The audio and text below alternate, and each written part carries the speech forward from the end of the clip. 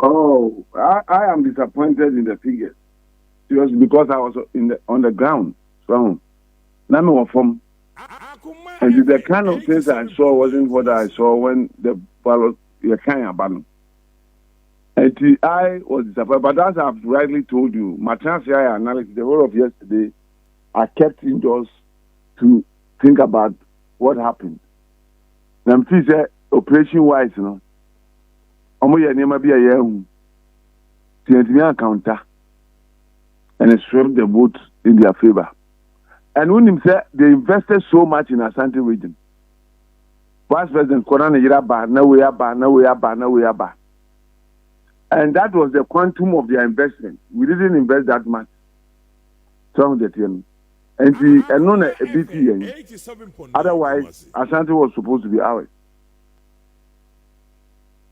And more vote now, Munya and Kwanaze, would you say disappointing, right? Oh, but it's very disappointing. Look, I went to places like Ahafano and Punia. Yeah.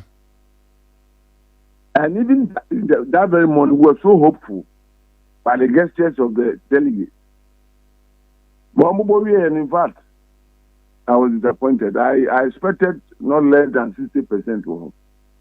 But is it a fact to say Sikano and that delegate? And I said exactly what happened. Oh, yeah, and it's monetary consideration. Openly, some amounts were mentioned as the transportation, but yeah, the other did not just pay transportation. So, and you know, I know Nema echo in the Africa, but it's politics. So, within the rules, nobody's from doing it. So they have treated us and won. And I want to repeat our country was saying free and fair. And that is it. Mokande is free and fair. And fana in the region, would you say mutimi ya dear pa? Oh, you can mention Bantima. What happened? Then a working man war. Oh, the guys there, Arjun and the rest worked so hard though. Okay. They said and insisted. You see, and at the point they gave him a suspension letter. Hey, I'm 2 days or a day to the next. They say I suspended him. Our Bantima. Really? So tirelessly. And convince the people. And see, it worked for them. But Forukrum was not bad. Forukrum, I was expecting so much.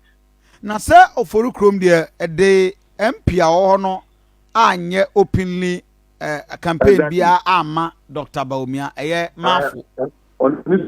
So,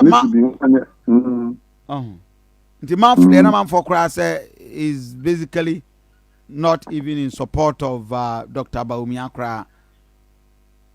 Oh, he was though. Oh, yeah, but that's why I said that your campaign to be a man. Why invest? Because I'm not sure so better could be. So he didn't invest much.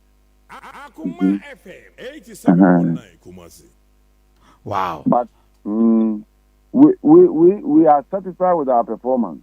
Mm-hmm. And we hope going forward, things will be better for the party. There's a lot we have complained about in the party, which ought to be done right. And only I share anymore.